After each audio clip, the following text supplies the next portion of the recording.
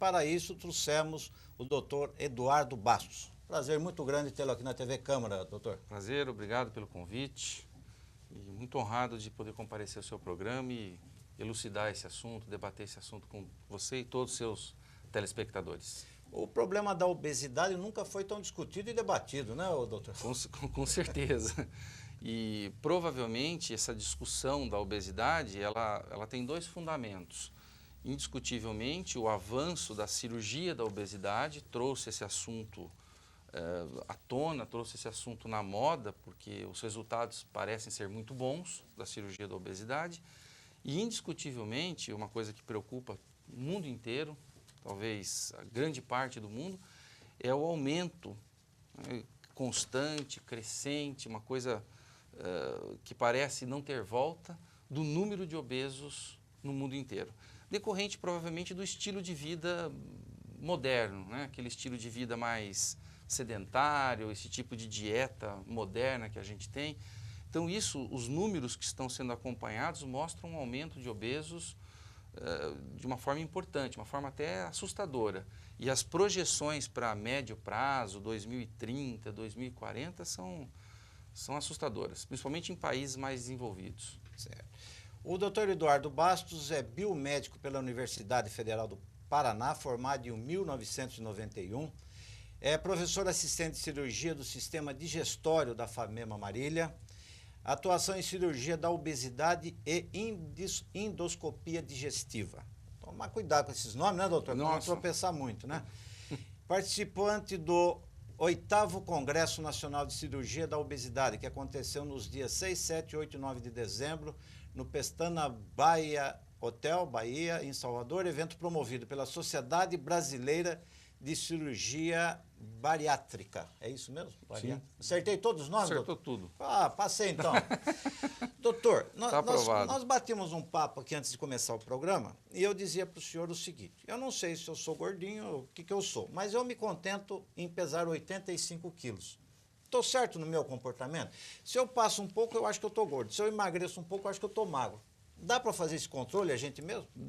Até dá, sabe? De fato, existem algumas tabelas que categorizam, que classificam as pessoas obesas. Mas a obesidade ela tem dois problemas em relação ao peso em si, que é a qualidade da vida da pessoa e são as doenças associadas à obesidade.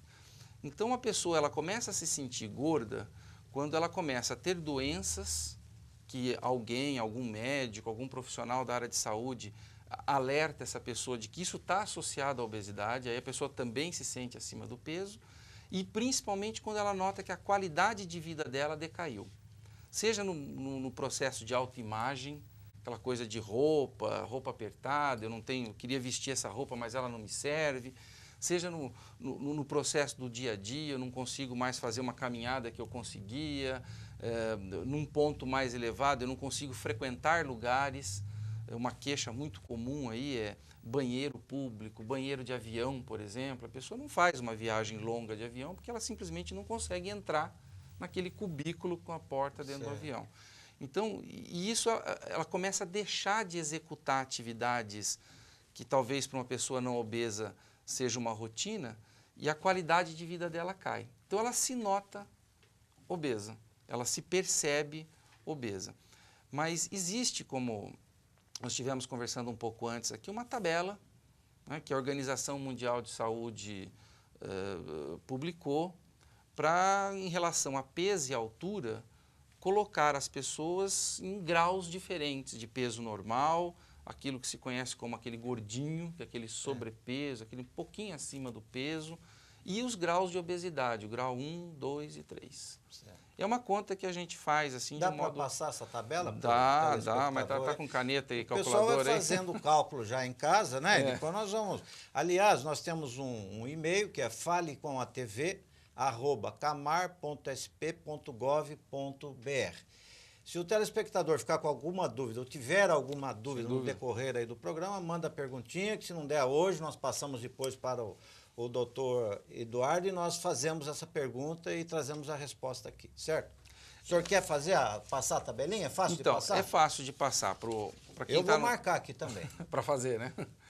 Então, para quem está nos assistindo, isso é uma coisa fácil. Você pega a sua altura em metros, vai precisar de uma calculadora para a gente fazer, Certo. mas pega a altura em metros, Metro. 1,70 m. Então, você põe 1,70. 70. Você multiplica essa altura ao quadrado, ou seja, 1,70 m, 1,70 vezes 1,70. Certo. E vai obter um número. 2 e alguma coisa, se eu não me engano, essa altura dá 2,56, alguma coisa assim, se não me engano, mas precisa fazer a conta. Aí você pega o seu peso em quilos, 80, 85, 90, 120, 150, qual for, e divide por esse número. Ah, certo. Divide pelo metro quadrado da altura. Isso, pelo metro quadrado. Então, esse índice é um índice que é quilogramas por metro quadrado. Certo. Como a altura a gente admite nos adultos que ela é fixa, então esse índice de massa corpórea, que é o nome que se dá para isso, IMC, o índice de massa corpórea, ele vai variar conforme varia o peso, conforme vai variando o peso. Um cuidado que há de se ter é que a gente admite a obesidade em relação a esse índice de massa corpórea quando o aumento de peso se deve ao aumento de gordura corporal. Por exemplo, uma pessoa que resolve ir numa academia e faz lá um programa de estimulação física muito forte e fica repleto de músculos, essa pessoa vai ficar mais pesada, mas ela não tem aumento de gordura corporal. Então, é músculo. Né? Isso. Embora o aumento do índice de massa haja um aumento do índice de massa corpórea, nós não podemos categorizar essa pessoa como se tornando obesa. Pelo contrário, até a gordura corporal dela diminuiu. Então, esse índice de massa corpórea é um índice que é válido quando o aumento de peso ou a diminuição de peso se deve ao aumento ou diminuição de gordura corporal, para obesidade. E é um índice válido no mundo inteiro, porque a Organização Mundial de Saúde publicou, chancelou, né, esse índice. E a coisa é mais ou menos assim. Se esse índice está entre 18, o número que a gente obtém dessa conta, e 25, a pessoa é tida como um peso normal. Se o número está entre 25 e 30, essa pessoa é tida como sobrepeso, ou acima do peso. Um pouquinho acima. Pouquinho acima. Se está entre 30 e 35, ela é chamada de obesidade classe 1 ou grau 1. Certo. Se está entre 35 e 40, obesidade classe 2. E acima de 40, qualquer que seja, é chamada de obesidade grau ou classe 3. Abaixo de 18, chamado de baixo peso, ou uma desnutrição, um baixo peso.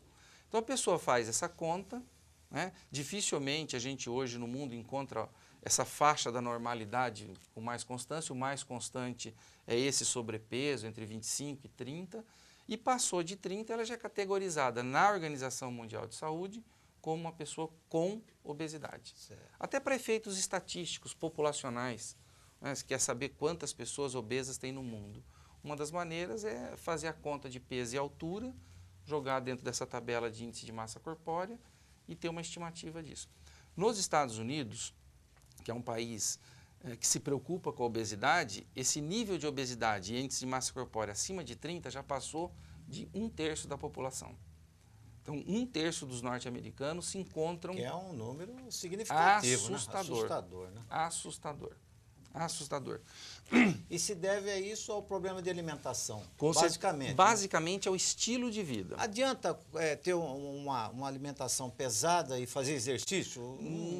É um balanço disso, né? Existe aí um fator genético, indiscutivelmente. Existem aquelas pessoas que todos nós conhecemos aqui, que a gente fica até com raiva dela, né? Come, não engorda em hipótese alguma, é magro, tem essas coisas na vida. Pois é, tem essas surpresas na vida, né? Então, a gente fica até com raiva dessa pessoa, come, doce,